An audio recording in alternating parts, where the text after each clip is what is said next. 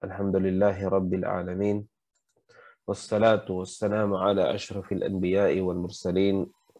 Nabiyuna Muhammadin wa ala alihi wa sahbihi wa man tabi'ahum bi ihsanin ila yaumiddin. Amma ba'd. Assalamualaikum warahmatullahi ta'ala wabarakatuh. Una purihin natin ang Allah subhanahu wa ta'ala at pasalamatan at naway ang kapayapaan at pagpapala ay igawad niya sa mahal na propeta Muhammad sallallahu alaihi wasallam, sa kanyang pamilya, sa kanyang mga kasamahan at sa lahat ng tao na tumatahak sa tuwid na landas hanggang sa huling araw. So inshallah mga kapatid, sa pananampalatayang Islam ay ating pagpatuloy ang ating pag-aaral patungkol sa tafsir ng surah Al-Fatiha. So nakuha natin noong nakaraan ang patungkol sa usapin kung ang basmala o yung Bismillahirrahmanirrahim ay isang aya mula sa kasama sa Surat Al-Fatiha o hindi. At nakuha natin na ito ay hindi kasama ayon sa karamihan sa mga scholars natin, at ito ay independent aya ng Quran. So, ipagpatuloy natin at mayroon tayong binanggit na dalil katulad ng sinabi ng Allah subhanahu wa ta'ala. Qala Allah ta'ala, qasamtu salata bayni wa bayna abdi nisfain. Hanggang sa natapos natin ipaliwanag ito. Kung hindi ako nagkakamali ay dito na tayo sa page na ito. Sabi ni Sheikh rahimahullah, amma min jihati siyaq min haythu al-ma'na fal-fatihatu sab'atu ayatin bil ittifaq. So sabi ni Sheikh dito, kung titingnan natin ang pagbanggit ng Surat Al-Fatiha at saka yung kanyang kahulugan, I mean yung kung paano siya nabuo ang Surat Al-Fatiha at saka yung kahulugan niya, sabi ni Sheikh dito, Fal-Fatiha at ang Surat Al-Fatiha ay meron siyang 7 aya. Ang Surat Al-Fatiha ay ilang aya? Meron po siyang ayatin. Meron po siyang 7 ayatin bil ittifaq. Ito po ay pinagkasunduan lahat ng mga scholars na ang Suratul Fatiha ay meron 7 na mga verses sa loob ng chapter na ito. Wa idha aradta an tuwazzi 7 ayatin ala mawdi'i surati wa wajadta anna nisbaha huwa qawluhu ta'ala iyyaka na'budu wa iyyaka nasta'in. Kaya kung ating ating babasahin ang Suratul Fatiha at atin siyang bibilangin, ating makikita na ang kalahati ng Suratul Fatiha ay dito sa aya na iyyaka na'budu wa iyyaka nasta'in. Kung ito yung kalahati, ibig sabihin ito yung nasa gitna niya. So ngayon, kung 7 ito siya, kung 7 ang aya ng Suratul Fatiha, ibig sabihin ang gitna nito ay ang iyyaka na'budu wa iyyaka nasta'in. So ito yung pang-apat bali. Siya yung pang-apat. Okay, kung bibilangin natin, sabihin natin Alhamdulillahi Rabbil Alamin. Ito yung unang aya. Ar-Rahmanir Rahim. Pangalawa, Maliki Yawmiddin. Pangatlo. So kung siya ang kalahati, siya ang gitna. At ito siya ang pang-apat. Dahil 7. Kaya ang pang-apat ay itong iyyaka na'budu wa iyyaka nasta'in. Ito yung pang-apat. So ang kasunod dito, yun na yung para sa mga alipin ng Allah subhanahu wa ta'ala. Katulad nung natalakay natin yung hadith Qudsi na sinabi ng Allah subhanahu wa ta'ala. So ibig sabihin, ang pang-apat na aya ay iyyaka na'budu wa iyyaka nasta'in. Ito yung gitna. Pagkatapos, iyyaka na'budu wa iyyaka nasta'in, ihdinas siratal mustaqim. Ito yung panglima. Siratal ladina an'amta alaihim. Panglima. Pang-apat, panglima. Tapos pang-anim, ihdinas siratal mustaqim, siratal ladina an'amta alaihim. Tapos ghairil maghdubi alaihim waladdallin. So ito yung ang natitira dito yung tatlong verses na mula sa Suratul Fatiha. So ito yung gitna Kasi sinabi ng Allah sa hadith Qudsi, qasamtus salata baini wa baina abdi nisfain. So, sabihin natin niya ang Surat Al-Fatiha sa pagitan niya at saka sa pagitan ng alipin na dalawang bahagi. Ang unang bahagi ay ang Alhamdulillahi Rabbil Alamin, number 1. Ar-Rahman Ar-Rahim, number 2. Tatlo ang para sa Allah. Okay? Maliki Yawmiddin, pangatlo. Wa kulluha haqqun lillahi azza wa jalla. Itong Alhamdulillahi Rabbil Alamin, Ar-Rahman Ar-Rahim, Maliki Yawmiddin, ito yung tatlong aya para sa Allah subhanahu wa ta'ala. Tapos ang pang-apat, sabi niya, wa kulluha lillah azza wa jalla. Tapos iyyaka na'budu wa iyyaka nasta'in. Ito yung pang-apat at ito yung nasa gitna. Ya'nil wasat. Okay? Wahiya kisman. At ito yung naghahati mula sa karapatan ng Allah at sa karapatan ng alipin. Wa qismun haqqun lillahi wa qismun haqqun lil abd. So ang para naman sa alipin, itong ihdinas siratal mustaqim, gabayan mo kami sa tuwid na landas, ito ay sa alipin. Siratal ladina an'amta alaihim, ito ay para sa alipin, pang-lima, pang-anim. Tapos gairil magdubi alaihim waladdallin, ito yung pang-pito.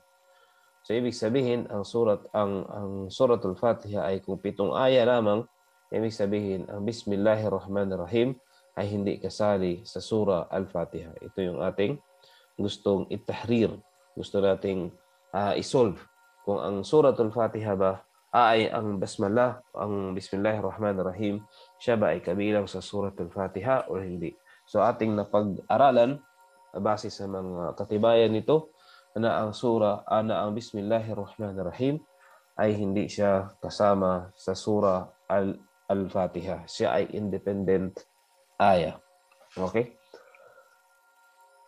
So sinabi ni Sheikh dito, fatakunu thalathatu ayatin lillahi azza wa jal wa hiya athalatha al-ula. So sabi niya, ang tatlong verses mula sa Alhamdulillahi Rabbil Alamin, Ar-Rahman Ar-Rahim, Maliki Yawmiddin, ito ay tatlong aya para ito sa Allah. Karapatan ng Allah. Okay? Tapos ang sa gitna, ito yung iyyaka na'budu wa iyyaka nasta'in. Ito yung naghahati sa pagitan ng para sa Allah at saka sa pagitan ng para sa alipin. Matapos ihdinas siratal mustaqim, siratal ladina an'amta alaihim, ghairil maghdubi alaihim waladdallin. Ito naman yung para sa alipin.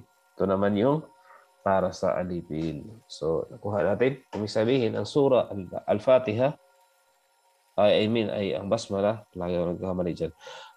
Ang basmalah ay hindi kasama sa surah Al-Fatiha. Bagkus siya ay independent aya. ثم من جهة السياق من حيث اللفظ فإذا قلنا إن البسملة آية من الفاتحة لازم أن تكون الآية السابعة طويلة على قدر آيتين ومن المعلوم أن التقارب الآيات في الطول والقصر هو الأصل. So sinabi ni Sheikh naman dito kung kasama ang Bismillahirrahmanirrahim sa Suratul Fatiha ay yung huling aya dapat napakahaba.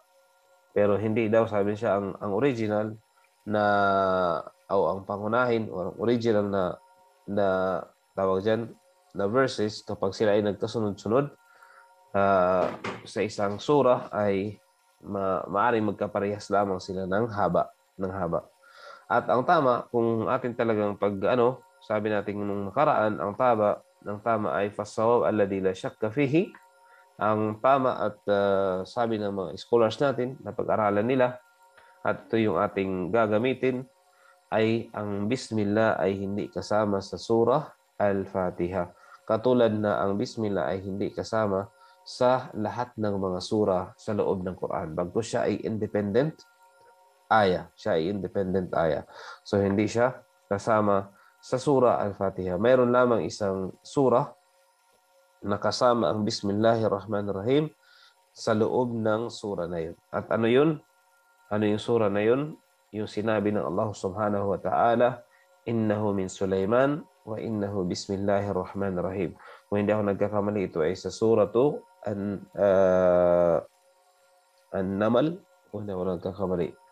So, wallahu ta'ala, parang doon sa surah to, An-Naml. So, inshallah, qauluhu ta'ala, dito paliwanag na natin. Okay? Qauluhu ta'ala, alhamdulillahi rabbil alamin. Alhamdulillahi rabbil alamin. So, nakuha na natin ang bismillah. So, mahabang usapin yung bismillah.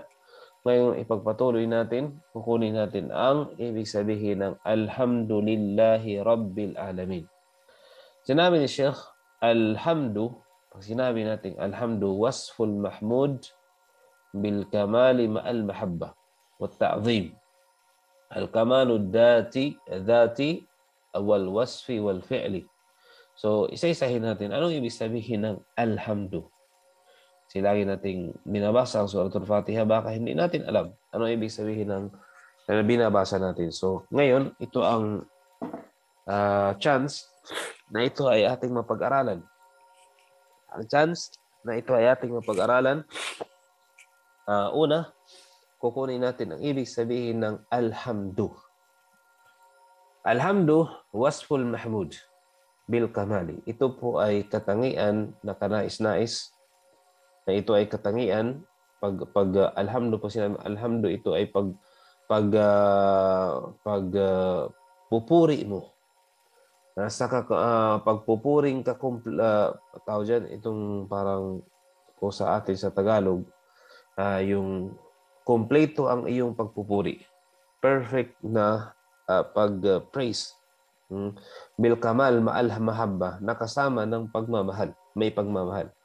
Ibig sabihin, yung pagpupuri mo ito, pagpupuring ito ay talagang perfect na pagpupuri, at kasama sa pagpupuri nito ay ang pagmamahal. Dahil minsan mayroon tayong mga bagay na pinupuri pero hindi natin minamahal.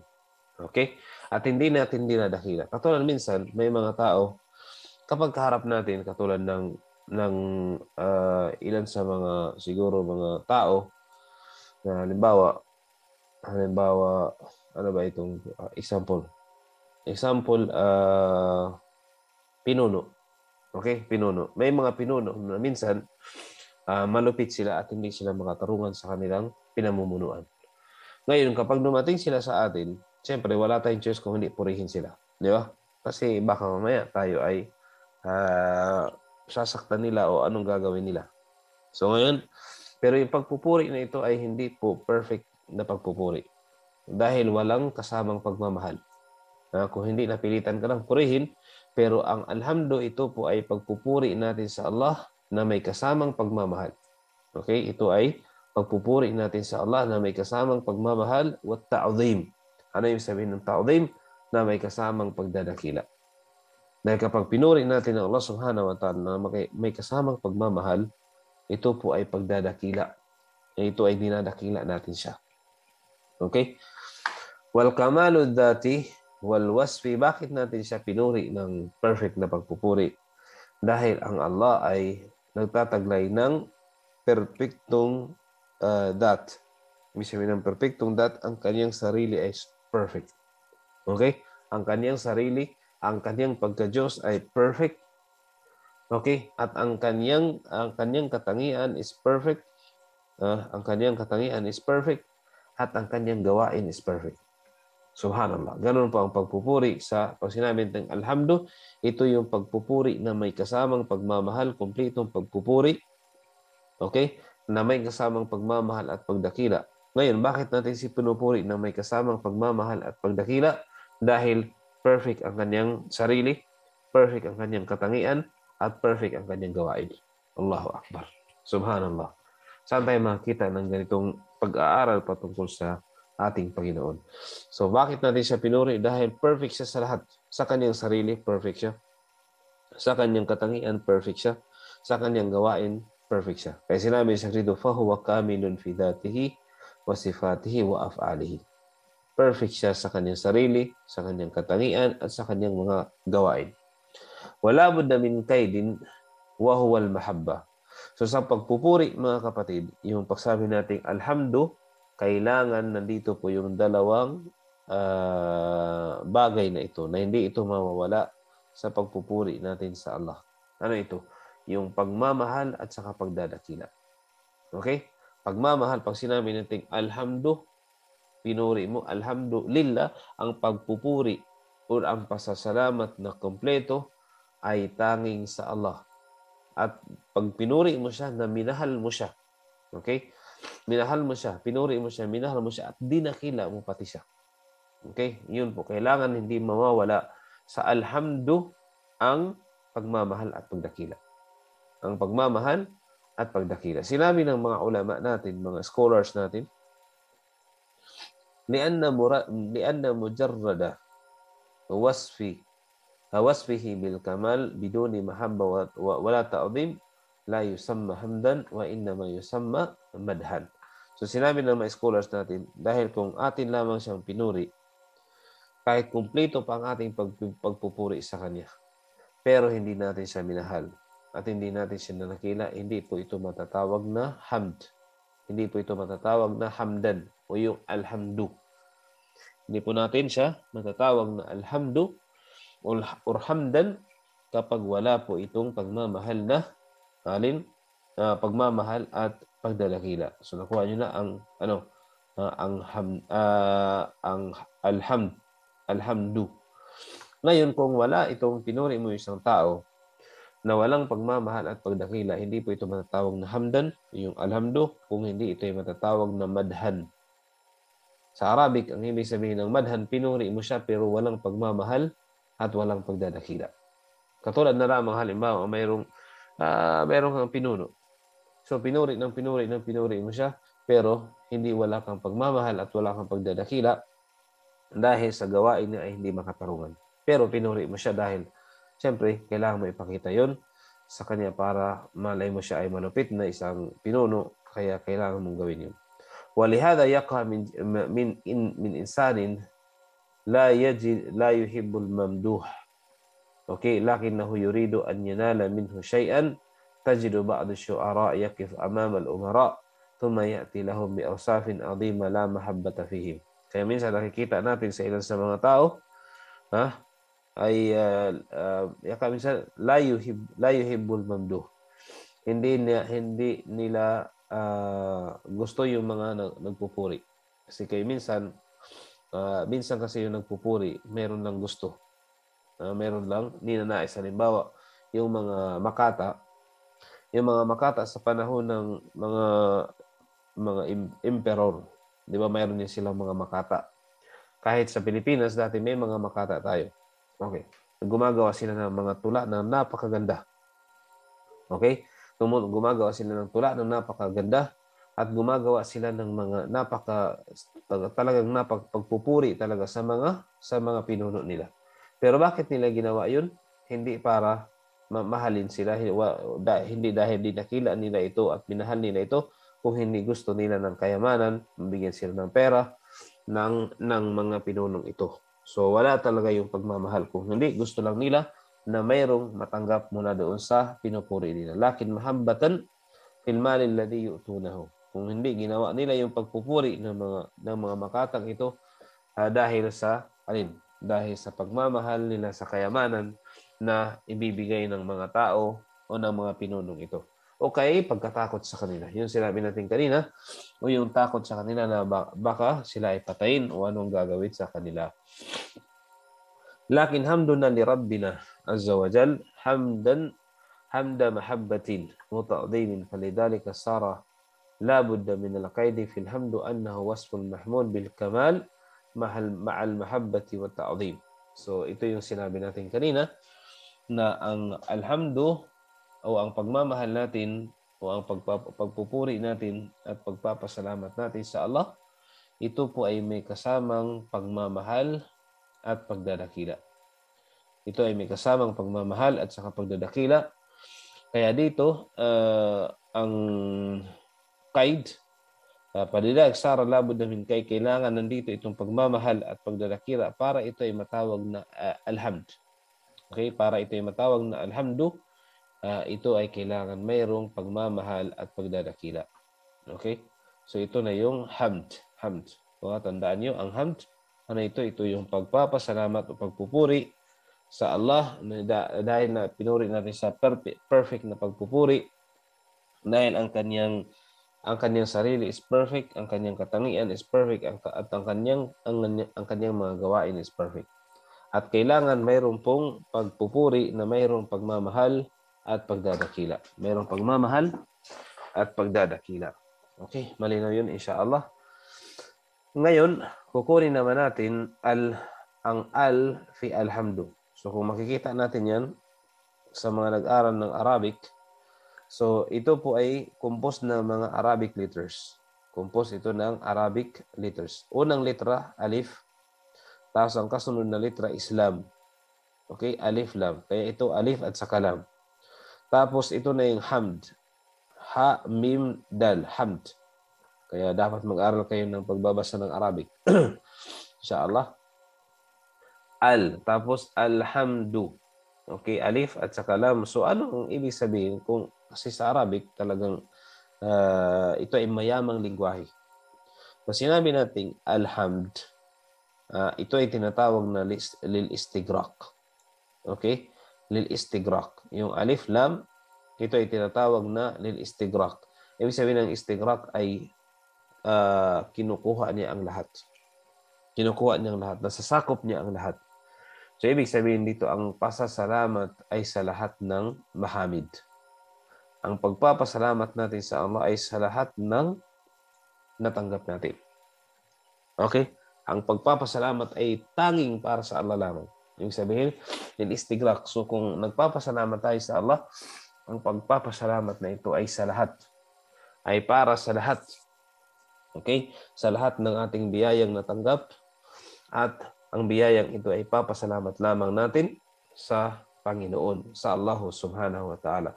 Na isasakupin niya ang lahat ng ano. Pag sinabi natin yung al dito, ang kahulugan nito na ang lahat ng papuri, ang lahat ha. Kaya kailangan dapat dito ang lahat. Ang lahat ng papuri. Ang lahat ng papuri ay para lamang sa Allah. Ang lahat ng pasasalamat ay para lamang sa Allah. So ito yung ibig sabihin ng al dito. Kasi sa Arabic, mayroon po mga kahulugan kahit mga letra ng Arabic. Katulad ng pag nagsama yung alif lam, ito po ay may kahulugan na kapag habang ito ay nagamit sa isang word. So inshallah. Tapos punta tayo dito. So nakuha natin ang alhamdu. Dapat malinaw ang ibig sabihin ng alhamdu. So ulitin natin ang ibig sabihin ng alhamdu, ang lahat. Kasi sabi natin yung al dito, ang pagpupuri. Ang pagsasakupin niya ang lahat, yung al dito. So ang lahat ng pasasalamat or papuri ay para lamang sa Allah. Yung papuri na ito, sinabi natin dito, yung papuri na mayroong pagmamahal at mayroong pagdadakila. Malinaw? Mayroong pagmamahal at pagdadakila. So itong al, ito ay lahat ng papuri. Tapos ang alhamdu papuri, mayroong papuri na mayroong pagpupuri na mayroong pagmamahal at mayroong pagdadakila. So ito po yung ibig sabihin ng alhamdu. Alhamdu. So punta tayo sa lillahi. So ngayon alam na natin kapag nagbasa tayo ng Surat Al-Fatiha sa ating mga sala, so nakukuha natin ang kahulugan nito. So next, lillahi. Ano yung ibig sabihin ng lillahi? Lam dito, katulad ng lillahi, yung isang lam dito, lam, yung lam na nasa unahan, ito po ay lil-ikhtisas. Mayroon itong kahulugan. Kaya sabi natin kanina, kahit isang letra ng Arabic o dalawa o anumang letra, minsan mayroon itong kahulugan. Kaya kapag nag-aral tayo ng grammar ng Arabic, talagang matutunan natin ito at malaman natin ang kahulugan ng mga ito. So itong lam sa lillahi. Lillahi. Okay? Ang kahulugan nito ay lam lil-ikhtisas. Lam lil-ikhtisas. Yung lam ng takhasus. Ibig sabihin, para lamang sa kanya. Okay? Yung siya lamang. Halimbawa, pag sinabi mong kanino itong bahay na ito? Li. Pag sinabi nitong li, yung sa akin. So, ibig sabihin, ang pagpupuri ang pagpasasalamat or papuri ay lillah. Lillah, yung lam dito ay para sa ala lamang. Para sa ala lamang. So ito yung unang kahulugan ng lam dito. Pangalawang kahulugan ng lam is lil istihqaq. Sinabi natin lil ikhtisas, ay special sa Kanya, para lamang sa Kanya. Lil-istihqaq naman ay ibig sabihin dahil siya ay mayroong karapatan. So, ibig sabihin, kung ating i-translate ang pagpupuri, ang kumpletong pagpupuri na may kasamang pagmamahal at pagdadakila ay para lamang sa Allah, natatangi lamang sa Allah dahil siya ang karapat-dapat. Okay? Nilistihkak ang magiging karapat-dapat ng Allah. Okay? Siya ay natatangi sa Kanya at dahil siya ay ang karapat-dapat lamang sa mga pagpupuring ito at sa mga pasasalamat na ito. Siguro malinaw ito. Okay? So nakuha natin ang ibig sabihin ng lam dito. Tapos ang Allah, kasi alhamdulillah. So ang kasunod na letra, ang kasunod na word is Allah. Ano ibig sabihin ng Allah? Ito nakuha natin. Balikan nyo na lang yung video natin sa Asma'ul Husna. Nandun naman yun sa YouTube, sa channel natin. So ang ibig sabihin ng Allah, Ismu Rabbina Azza wa Jal. Ito ay pangalan ng ating Panginoon. Pangalan ha? Siya ay pangalan. Hindi siya title kung hindi siya ay pangalan. Pangalan ng Allah ay Allah. So, la yusamma bihi gayruhu. Wala pwedeng magpangalan maliban sa Kanya. Ibig sabihin, walang pwedeng magpangalan ng pangalang Allah maliban sa Kanya lamang. Okay? Maliban sa Kanya lamang. At ang ibig sabihin ng Allah, al-ma'luh. Ang ibig sabihin ng al-ma'luhu, al-ma'budu hubban wa ta'ziman. Pag sinabi nating al-ma'luhu, ang ibig sabihin ng Allah nagmula dito sa ma'luh, nang ibig sabihin ang sinasamba ng may pagmamahal at pagdadakila. Ibig sabihin, ang Allah Subhanahu wa Ta'ala, sinamba natin siya dahil minahal natin siya at dinadakila natin siya. Pero hindi mo pwedeng sambahin ang isang tao kung talagang hindi mo siya minahal at hindi mo siya dinadakila. Okay? Kaya ang lahat ng sinasamba tinatawag na Diyos. Ang lahat ng sinasamba ay tinatawag na Diyos. Dahil nandun sa kanila yung pagmamahal at nandun sa kanila yung pagdadakila. Katulad halimbawa, mayroong mga sumasamba kay Jesus. So, ibig sabihin kasi doon ay minahal nila si Jesus at dinakila nila si Jesus. Mayroong sumasamba sa rebulto. Dahil minahal nilang rebulto at dinakila nilang rebulto. Kaya ang lahat ng sinasamba ay tinatawag na Diyos. Kung sa Arabic, tinatawag na ilah. Okay? Pero ngayon, ang karapat-dapat ay sino? Sa mga sinasamba ng lahat ng tao, ang sino ang karapat-dapat? Ang tunay na Panginoon lamang ang karapat-dapat. Although sinasamba nila ito, mayroong mga tao kahit hindi dapat sambahin, sinasamba nila. Kaya dito natin makukuha na ang karapat-dapat sambahin lamang ay ang Allah.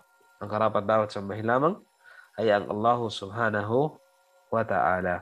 So ito po, ang Allah Subhanahu wa Ta'ala lamang ang dapat sambahin. So, dito kinuha yung salitang Allah na ito mismo ang pangalan niya, ang Allahu Subhanahu wa Ta'ala. Ang pangaliwanag doon, inshallah, kunin nyo sa video natin yung buong paliwanag ng pangalang Allah. Next, nakuha na natin ang Alhamdulillahi Rabbil Alamin. So, dito na tayo sa lillahi. Alhamdulillahi. Anong sunod na word? Rabbil Alamin. So, Alhamdulillahi Rabbil Alamin. So, ano yung sabihin ng Alhamdulillahi Rabbil Alamin? Kung ating ibalikan, ang lahat ng papuri na may kasamang pagmamahal, na may kasamang pagdadakila, ay nauuko lamang para lamang sa Allah dahil siya ang karapat-dapat. Okay? Dahil siya lamang ang karapat-dapat, pasalamatan at dakilain at mahalin at lahat ng pagpupuri ay para lamang sa Allah. At anong ibig sabihin ng Allah? Ang sinasamba ng may pagmamahal at pagdadakila. Okay, ito yung Allah. Okay, punta tayo sa Rabbil Alamin.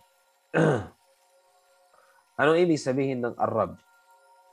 Nakuha na rin natin yan sa Asma'ul Husna. Nandun na rin ang video nun. So, ang ibig sabihin ng Ar-Rabb, balikan lang natin dahil nandito siya, kasama sa ang ibig sabihin ng Ar-Rabb. So, Rabb, ito ay Rabb, Rabbul Alamin. So, kung nakabasa kayo ng Arabic, ang basa dyan is Rabb.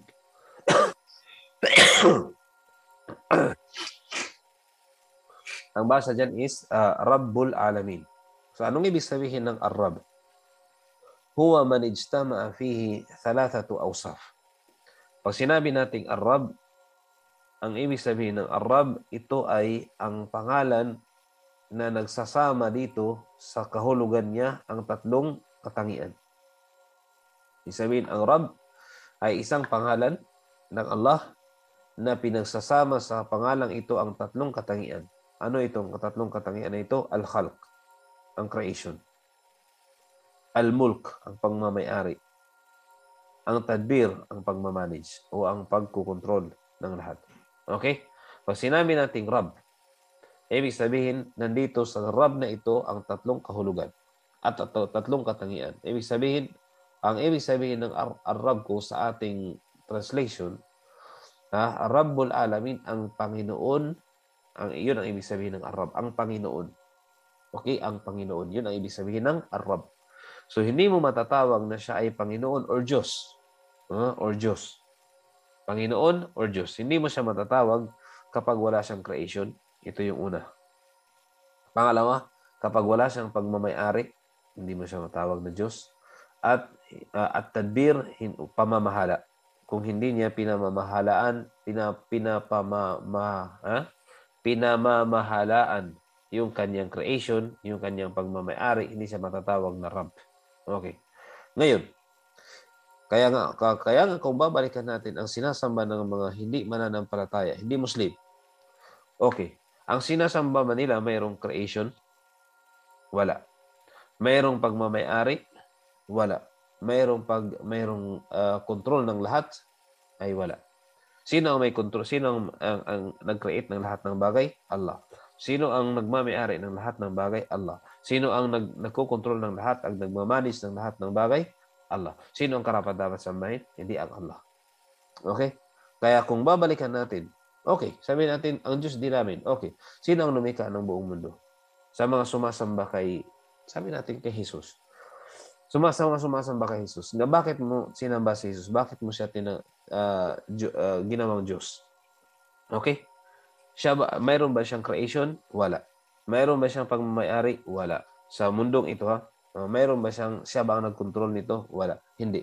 So, hindi natin siya karapat-dapat sa sambahin. Yung mga sumasamba sa rebulto, bakit natin sinamba yung rebulto? Ang rebulto, ano ang creation niya? Ano ang pagmamayari niya? Ano ang pinamamahalaan niya? Wala. So, hindi siya dapat sambahin. So, sino ang dapat sambahin? Ang Allah. Okay? Kaya sinabi natin, Alhamdulillahi Rabbil Alamin. So, ang Rabb na ito ay mayroong tumataglay dito at nasasama dito yung tatlong katangian niya. Tatlong katangian sa pangalang Rabb. Ang creation, dapat mayroon siyang creation. Dapat pagmamayari niya itong creation na ito at siya ang nagmamahala ng creation ito.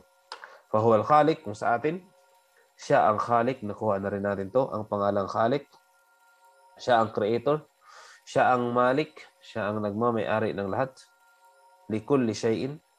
Al-mudabbir li jami'il umur. Siya ang naglalagay ng lahat ng gawain. Mudabbir, siya ang nag-manage sa lahat ng nangyayari dito sa mundo. Siya ang nagko-control sa lahat ng mga nangyayari dito sa mundo. So, yun ang ibig sabihin ng Rabb.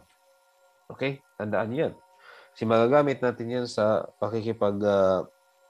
talakayan natin sa mga hindi mananampalataya upang maiparating natin sa kanila ang Islam. Okay, next.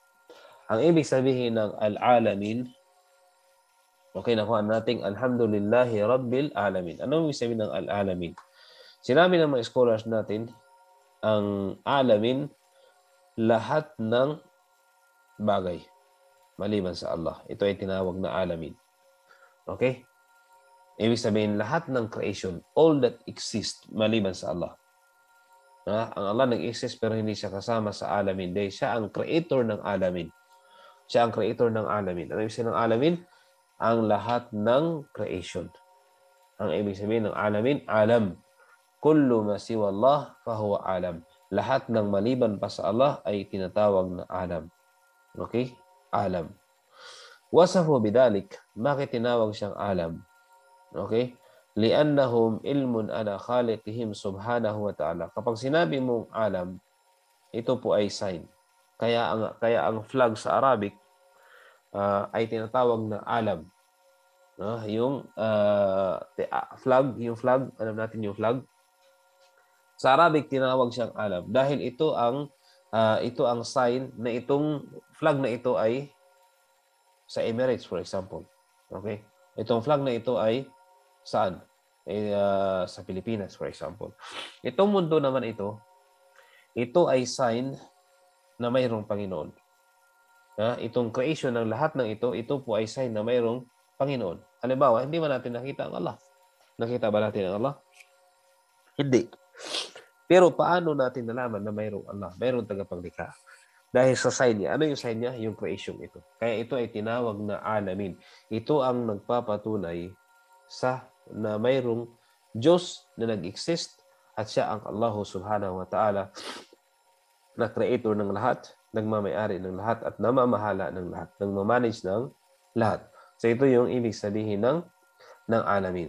So ito po ay tumutukoy na mayroong Diyos, alam, dahil wala namang pwedeng mag-create ng lahat ng creation maliban sa Allah subhanahu wa ta'ala. Ay sinabi niya dito, وَهِيَ كُلُّ شَيْءٍ مِنَ الْمَخْلُوقَاتِ آيَةٌ تَدُلُّ عَلَى الْخَالِقِ. So lahat ng bagay mula sa mga creation ng Allah subhanahu wa ta'ala nagpapatunay ng mayroong tagapaglikha. Halimbawa, ang sun. Ang sun is creation. Okay? Yung araw. So, ibig sabihin, patunay siya na mayroong nag-create ng sun. Mayroong creator ng sun. Mayroong creator ng mundo. Mayroong creator ng hangin. Mayroong creator ng ano. Ito ang Allah subhanahu wa ta'ala. Okay? So, yun po ay nagpapatunay na mayroong creator ng lahat ng alamin na ito. Ng lahat ng creation na ito. Tapos dito, al-khaliq ala qudratihi wa hikmatihi wa rahmatihi wa izzatihi wa ghairi dhalik min ma'ani rububiyyah. At marami pa, ito yung major na dapat mayroon dito sa pangalang Rabb, pero mayroon pa siyang dagdag at ito yung dapat yung Rabb na ito ay may kakayanan. Okay? Kasi hindi mo naman pwedeng magiging Diyos siya kung wala siyang kakayanan. Siya ay mayroong talagang all-knowing siya, mayroong kaalaman, mayroon siyang habag, mayroon siyang kapangyarihan at iba pang katangian o kahulugan ng pagiging Diyos. So, yun ang ibig sabihin. So, ang ibig sabihin ng Rabb is Panginoon or Diyos. At ang Diyos na ito, nagtataglay dapat ng tatlong pangunahing katangian. Ito yung mayroon siyang creation, mayroon siyang pagmamayari, at siya ang nagmamanage ng lahat. Okay, siya ang tagapaglikha, siya ang nagmamayari, kasi siya ang lumikha nito, at siya ang namamahala ng lahat ng bagay. So, ito yung Diyos. Ito yung ibig sabihin ng Rabb. Ang alamin, lahat ng creation. Maliban sa Allah subhanahu wa ta'ala, lahat ay creation na. So ito ay creation. So ito ay nangangahulugan na lahat ng bagay ay kriniit ng Allah subhanahu wa ta'ala na tumutukoy na mayroong Diyos, mayroong tagapaglikha. Na mayroong tagapaglikha. So yun po mga kapatid. So alhamdulillah. So kukunin natin next ang fawaid o yung mga aral na makuha natin sa aya o sa unang verse sa Alhamdulillahi Rabbil Alamin. So alhamdulillah, nandito pa tayo sa Alhamdulillahi Rabbil Alamin na ipaliwanag na natin. So ilang araw na tayo nagpapaliwanag ng isang verse pa lang. Ganun po kayaman ang Quran. Kaya sabi nga natin, kung ating ialay ang ating pag-aaral sa Islam, ang ating buhay sa pag-aaral sa Islam, talagang ito po ay hanggang kamatayan tayo po ay nag-aaral upang matuto tayo dahil ang kaalaman sa Islam is bahar, karagatan. Karagatan po. Subhanallah, walang limit. Unlimited na knowledge ang mayroon sa Islam. So, alhamdulillah, ma'akisari ilmina, kahit ganun pa mang kakisar, ganun pa mang kakunti yung ating natutunan at nalaman, at least natutunan po natin ito.